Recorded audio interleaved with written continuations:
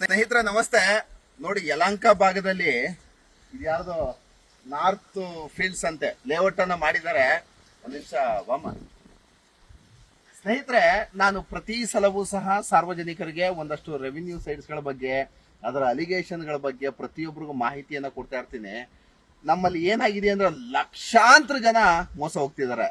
ನೋಡಿ, ನಮ್ಮಲ್ಲಿ ಇಲ್ಲಿ ಯಾವ್ದೋ ಪಕ್ಕದಲ್ಲಿ ಇದ್ದಾರೆ, ಅದ್ಯಾವುದೋ ನವನಿರ್ಮಾಣ ಸಹಗ ಹೌಸಿಂಗ್ ಸೊಸೈಟಿ ಅಂತೆ. ಆಮೇಲೆ ಅದ್ಯಾವುದೋ BSNL ಸೊಸೈಟಿ ಇದೆ. ಅದ್ಯಾವುದೋ ರೈಲ್ವೆ ಗೊಲ್ಲಳ್ಳಿ ಹತ್ರ ಅದ್ಯಾವುದೋ ಟೆಲಿಕಾಂ ಲೇಬರ್ ಸೊಸೈಟಿಗಳಿದೆ. ಆಮೇಲೆ ರೈಲ್ವೆ ಎಂಪ್ಲಾಯೀಸ್ ಸೊಸೈಟಿ ಹೌಸಿಂಗ್ ಸೊಸೈಟಿಗಳಿದೆ. ಆಮೇಲೆ ಅದ್ಯಾವುದೋ ಇವನು ಸ್ಯಾನ್ ಸಿಟಿ ಇದು, ಆಮೇಲೆ ಮ್ಯಾಕ್ಸ್ವರ್ತ್ ಪ್ರಾಪರ್ಟೀಸು. ಅವ್ರು ಇದುವರೆಗೂ ಒಬ್ರಿಗೂ ಸೈಟ್ ಕೊಟ್ಟಿಲ್ಲ.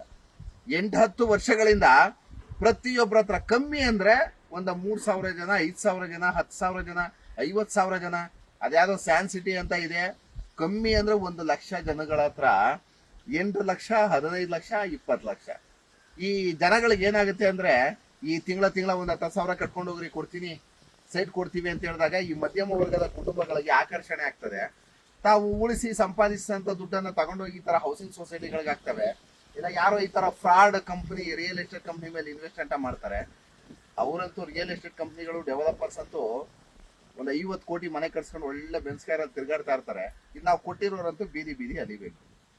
ನಾವು ನೋಡಿ, ಇದು ಒಂದು ಒಳ್ಳೆ ಸೈಟ್ ತೋರಿಸ್ತೀನಿ ಬನ್ನಿ. ಈ ಕರ್ನಾಟಕದಲ್ಲಿ ಯಾರು ನಿಮ್ಗೆ ಇಷ್ಟ ಇದ್ರೆ ಈ ತರ ಲೇಔಟ್ ಅಲ್ಲಿ ಬಂದು ಸೈಟ್ ತಗೋಬೇಕು. ನೋಡಿ, ಇವೆಲ್ಲ ಹೆಂಗಿದೆ ಅಂದ್ರೆ ಫುಲ್ ಗೋಮಾಳ ಜಾಗ. ಆಕ್ಚುಲಿ ಇದನ್ನ ತಾವು ತಿಳ್ಕೋಬೇಕು. ನೋಡಿ, ಇದು ಎಷ್ಟು ಚೆನ್ನಾಗಿದೆ, ಇದೊಂದು ಸೈಟ್ ಅಂತೆ ಇದು. ಆಮೇಲೆ ಈ ಡೆವಲಪರ್ಸ್ ಎಷ್ಟು ಮಟ್ಟಿಗೆ ಮೋಸ ಮಾಡಕ್ಕೆ ಶುರು ಹಚ್ಕೊಂಡಿದ್ದಾರೆ ಅಂದ್ರೆ, ಇದನ್ನ ಬಾಮ, ಹಿಂಗೆ ಈ ಕಡೆ ಬಾಮ, ಇಲ್ಲಿ ಹಿಂಗ್ ತೋರಿಸಿ.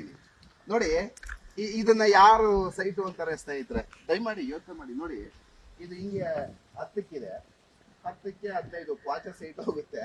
ಅದು 15ಕ್ಕೆ 30 ಓಕೆ. ಅದು 15ಕ್ಕೆ 50 ಇದೆ. ಅದು ಆ ಸೈಟು 15ಕ್ಕೆ 60 ಇದೆ. ಹತ್ತತ್ರ ಎಲ್ಲ ಫುಲ್ ಕ್ವಾಚ. ಆಕ್ಚುಲಿ ಗೋಮಾಳ ಜಾಗ ಇದು, ಫುಲ್ ಗೋಮಾಳ ಜಾಗ. ಹೇಗೋ ಒಂದ್ ಸ್ವಲ್ಪ ಜಾಗ ಉಳ್ಕೊಬಿಟ್ಟಿದೆಯಲ್ಲ ಅಂತ ಹೇಗೋ ಮಾಡ್ಬಿಡ್ತಾರೆ. ಯಾವುದೋ ಒಂದು ಡಮ್ಮಿ ಡಾಕ್ಯುಮೆಂಟ್ಸ್ ಅನ್ನ ಸೃಷ್ಟಿ ಮಾಡ್ಬಿಡ್ತಾರೆ, ಮೋಸ ಮಾಡ್ಬಿಡ್ತಾರೆ. ಆಮೇಲೆ ಪ್ರತಿಯೊಬ್ಬರಿಗೂ ನಾನು ಮಾಹಿತಿಯನ್ನು ಹೇಳುವಂಥದ್ದು, ನೀವು ಯಾವ್ದಾದ್ರು ಒಂದು ಲೇಔಟ್ ಅಲ್ಲಿ ಸೈಟ್ ಅನ್ನ ತಗೋಬೇಕು ಅಂದ್ರೆ ದಯಮಾಡಿ ಅಲ್ಲಿ ಲೀಗಲ್ ಅನ್ನ ಕೊಟ್ಟಿರ್ತೀವಿ. ಫಸ್ಟ್ ನೀವು ಅಡ್ವೊಕೇಟ್ ಹತ್ರ ಹೋಗಿ ಚೆಕ್ ಮಾಡಿಸಿ. ಆಮೇಲೆ ನಿಮ್ಮ ಸ್ಥಳೀಯ ಪ್ರಾಧಿಕಾರಗಳು, ಆಮೇಲೆ ನಿಮಗೆ ಏನಾಗುತ್ತೆ ಅಂದ್ರೆ ಜನಗಳಿಗೆ ಯಾಕೆ ದಡ್ತನ ಆಗ್ತದೆ ಅಂದ್ರೆ, ನಿಮ್ಗೆ ಎಲ್ಲೇ ಸೈಟ್ ಅನ್ನ ತಗೊಂಡ್ರೆ ಅದು ಕಾರ್ಪೊರೇಷನ್ ವ್ಯಾಪ್ತಿಯಲ್ಲಿ ಬಂದ್ರೆ, ಯಾವುದೇ ಸ್ಥಳೀಯ ಪ್ರಾಧಿಕಾರಗಳ ವ್ಯಾಪ್ತಿಗೆ ಬಂದ್ರೆ ಅಲ್ಲಿ BBMP ಆಫೀಸು ಅಥವಾ ಯಾವ್ದು ಆಫೀಸ್ ಬರ್ತವೆ, ಅಲ್ಲಿ ಹೋಗಿ ಈ ತರ ಒಂದು ಸರ್ವೆ ನಂಬರ್ ಅಲ್ಲಿ ಈ ತರ ಸೈಟ್ ತಗೋತಾ ಇದೀವಿ, ಹೇಗಿದೆ, ಒಂದು ಎಂಡೋರ್ಸ್ಮೆಂಟ್ ಕೊಡಿ ಅಂತ ಅಪ್ಲಿಕೇಶನ್ ಹಾಕಿದ್ರೆ ಅದು ಲೀಗಲ್ಲ, ಇಲ್ಲಿಗಲ್ಲ, ಕನ್ವರ್ಷನ್, ಯಾವ ತರ ಡಾಕ್ಯುಮೆಂಟ್ಸ್ ಅಂತ ಒಂದು ಎಂಡೋರ್ಸ್ಮೆಂಟ್ ಅನ್ನ ಕೊಡ್ತಾರೆ. ಅಕಸ್ಮಾತ್ ಪಂಚಾಯತಿಗಳಲ್ಲಿ ಮಾತ್ರ ಇವಾಗ ಎಲ್ಲರೂ ಅಷ್ಟೇನೆ ಪಂಚಾಯತಿ ಖಾತೆ ಆಗ್ತದೆ. ಅದ್ಯಾವುದೋ ಒಂದು ಯೂಟ್ಯೂಬ್ಗಳಲ್ಲಿ ಚಾನೆಲ್ಗಳನ್ನ ನೋಡ್ತೀವಿ, ಬರೀ ಸೈಟ್ಗಳನ್ನೇ ಮಾಡ್ತಾರೆ. ಆಮೇಲೆ ಜನಗಳು ಹಂಗೇನೆ 8 ಲಕ್ಷ ರೂಪಾಯಿ ಸೈಟ್ ಕೊಡ್ತಾ ತಗೊಂಡು ದುಡ್ಡು ಕೊಟ್ಬಿಡೋದು, ಮೋಸ ಹೋಗೋದು. ಎಷ್ಟು ನಮ್ಮ ಕರ್ನಾಟಕದಲ್ಲಿ ಕಮ್ಮಿ ಅಂದ್ರೆ 40-50 ಲಕ್ಷ ಜನ ಅಂದ್ರೆ ಕಾಲು ಭಾಗ ಮೋಸ ಹೋಗ್ಬಿಟ್ಟಿದ್ದಾರೆ. ಕಾಲು ಭಾಗ ಈ ಮನೆ ಕಟ್ಸೋದಕ್ಕೆ ಹೋಗ್ತಾರೆ, ಬ್ಯಾಂಕ್ ಲೋನ್ ಹಾಕಿಸ್ಕೋತಾರೆ, ಫ್ರಾಡ್ ಆಗ್ತದೆ. ಆಮೇಲೆ ಇನ್ನೊಂದೇನು ಅಂದ್ರೆ, ಬ್ಯಾಂಕ್ ಲೋನ್ ಆದ ಕೂಡಲೇ ಅದು ಸೈಟ್ ಜೆನ್ಯೂನಿಟಿ ಇದೆ ಅನ್ನೋದಾದ್ರೆ ಅದು ದೊಡ್ಡ ಮೂರ್ಖತನ.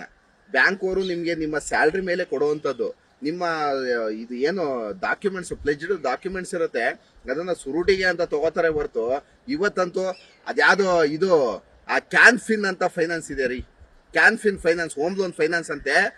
ಒಂದು ನಯಾ ಪೈಸದ ಡಾಕ್ಯುಮೆಂಟ್ಸ್ ಗಳಿರಲ್ಲ, ಲೀಗಲ್ ಆಗಿ ಲೋನ್ಗಳನ್ನ ಪ್ರೊವೈಡ್ ಮಾಡ್ತಾರೆ ಅವರು. ಆ ಫೈನಾನ್ಸ್ ಅದು ಯಾರು ಅಡ್ವೊಕೇಟ್ಸ್ ಗಳಿರ್ತಾರೋ, ಆ ಫೈನಾನ್ಸ್ ಮ್ಯಾನೇಜರ್ ಅದು ಎಂತವನೋ ಗೊತ್ತಿಲ್ಲ, ಎಲ್ಲ ರೆವಿನ್ಯೂ ಲೇಔಟ್ ಮೇಲೆನೇ ಲೋನ್ ಕೊಡೋದವ್ರು. ಅವ್ರಿಗೇನು ಬಂಡವಾಳ ಇದೆ, NBFC ಕಂಪನಿಗಳು ಯಾರೋ ಇನ್ವೆಸ್ಟ್ಮೆಂಟ್ ಮಾಡ್ತಾರೆ, ನಿಮ್ಗೆ ಲೋನ್ ಕೊಡ್ತಾರೆ. ನೀವು ಸೈಟ್ ನಿಮ್ಗೆ ಏನಾರು ಆಗೋಗ್ಲಿ, ಬ್ಯಾಂಕ್ಗೆ ಮಾತ್ರ ನೀವು ಕಟ್ಟಲೇಬೇಕಾಗ್ತದೆ. ಏನು ಡಾಕ್ಯುಮೆಂಟ್ಸ್ ಇರಲ್ಲ, ಲೋನ್ ಕೊಡ್ತಾರೆ. ಅವ್ರಿಗೇನ್ ಬೇಕು, ನಿಮ್ಮ ಹತ್ರ ರಿಕವರಿ ಸೂಟ್ ಹಾಕೋತಾರೆ, ಕ್ಲೇಮ್ ಮಾಡ್ಕೊಳ್ತಾರೆ. ದಯಮಾಡಿ ಸ್ನೇಹಿತರೆ, ಬ್ಯಾಂಕಲ್ಲಿ ಲೋನ್ ಇದೆ ಅನ್ನೋ ಮಾತ್ರಕ್ಕೆ ಸೈಟ್ ಜೆನ್ಯೂನಿಟಿ ಇದೆ ಅನ್ನೋದು ದೊಡ್ಡ ಮೂರ್ಖತನ. ಇವತ್ತು ನಮ್ಮ ಈ ಬೆಂಗಳೂರು ಗ್ರಾಮಾಂತರ ನಾನು ಲಕ್ಷಾಂತರ ಸೈಟ್ ಕೇಸ್ಗಳನ್ನ ನೋಡ್ಬಿಟ್ಟಿದ್ದೀನಿ. ಒಂದು ಎರಡಲ್ಲ, ಲಕ್ಷಾಂತರ ಕೇಸ್ಗಳು, ಲಕ್ಷಾಂತರ. ಒಂದೊಂದು ಲೇಔಟ್ ಅಲ್ಲಿ 3,000, 5,000 ಅನ್ನೋದು ಒಂದು 10 ಲಕ್ಷ ಲೇಔಟ್ಸ್ಗಳಿದೆ, ಸೈಟ್ಸ್ಗಳಿದೆ. ಎಷ್ಟು ಜನ ಮೋಸ ಹೋಗ್ತೀರಾ ಅಂತ ನಿಮಗೆ ನೀವೇ ಅರ್ಥ ಮಾಡ್ಕೊಳ್ಳಿ. ಆಮೇಲೆ ನೋಡಿ, ಅವ್ರು ಯಾರು ಈ ಎಲ್ಲ ಈ ಬಿಲ್ಡರ್ಸ್ಗಳಿದಾರಲ್ಲ, ಅವ್ರಿಗೆ ನಾಚಿಕೆ ಮಾನ ಮರ್ಯಾದೆ ಏನು ಇರಲ್ಲ, ಅವರೆಲ್ಲ ಬಿಟ್ಬಿಟ್ಟಿರ್ತಾರೆ. ಆಮೇಲೆ ನೀವೇನಾದ್ರು ಕೇಳಕ್ ಹೋದ್ರೆ ಮತ್ತೊಂದು ಮಗದೊಂದು ಟೆರೆನ್ಸ್ ಮಾಡ್ತಾರೆ. ಆಮೇಲೆ ಇಲ್ಲಿನ ಯಾವುದೇ ಭಾಗದಲ್ಲಿ ಸುಪ್ರೀಂ ಕೋರ್ಟ್ ಸೈಟೇಷನ್ಸ್ ಇದೆ, ಮಾನ್ಯ DGP ಆರ್ಡರ್ಗಳಿರುತ್ತೆ, ರೆವಿನ್ಯೂ ಸೈಟ್ಸ್ ಇನ್ವೆಸ್ಟ್ಮೆಂಟ್ಸ್ ಎಲ್ಲ ಫ್ರಾಡ್ಸ್ ಅಂತ. ಆಮೇಲೆ ನಮ್ಮ DC ಆರ್ಡರ್ ಅಂತೂ ಕಂಪಲ್ಸರಿ ಇರುತ್ತೆ, ರೆವಿನ್ಯೂ ಲೇವರ್ಸ್ಗಳನ್ನ ಮಾರಬೇಡಿ, ರೆವಿನ್ಯೂ ಲೇವರ್ಸ್ನ ತಗೋಬೇಡಿ ಅಂತ. ಹಂಗೂ ನೀವು ಹೋಗ್ಬಿಟ್ಟು ಇನ್ವೆಸ್ಟ್ಮೆಂಟ್ ಮಾಡ್ತೀರಾ, ಮೋಸ ಹೋಗ್ತೀರಾ.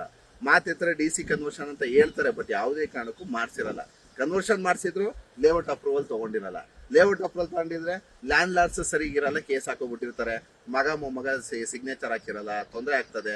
ಎಷ್ಟೆಷ್ಟು ಸಮಸ್ಯೆಗಳಿದೆ ಅಂದ್ರೆ, ನೀವೊಂದು ಸೈಟ್ ಅನ್ನ ತಗೋಬೇಕು ಅಂದ್ರೆ ಹತ್ತಿರದ ಎಲ್ಲಾ ಪ್ರಾಧಿಕಾರಗಳನ್ನ ವಿಚಾರಿಸಿ ಎಂಡೋರ್ಸ್ಮೆಂಟ್ ತಗೊಂಡು ಆಮೇಲೆ ನೀವು ಒಂದು ಸೈಟ್ ತಗೊಳ್ಳಿ.